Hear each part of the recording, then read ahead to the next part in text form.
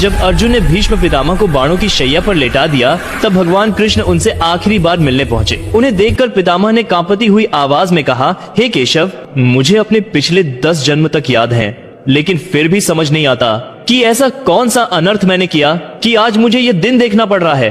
पिछले 10 जन्मों में मैंने कोई पाप नहीं किया, तो फिर ये बाणों की सैया क्यों?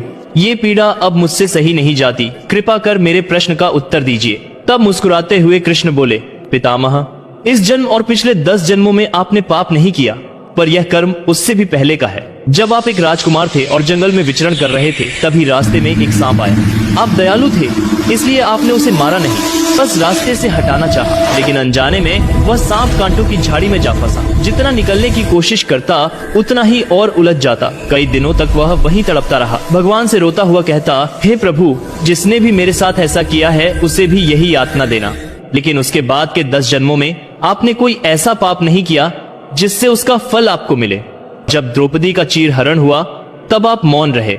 आपकी शक्ति, आपकी उम्र, आपका धर्म सब कुछ होते हुए भी आपने अन्याय को रोकने का प्रयास नहीं किया। उसी क्षण आप उस पाप के सहभागी बन गए, और इसीलिए आज जैसे वह सांप कांटों में फंसा था, वैसे ही आप इन बाणों की शैया में बंधे पड़े हैं। याद रखिए, कर्म कभी व्यर्थ नहीं जाता। चाहे इस जन्म में, चाहे अगले जन्म में उसका फल अवश्य मिलता है। जो भी भगवान कृष्ण को हृदय से मानता है, कमेंट में जय श्री कृष्णा जरूर लिखे।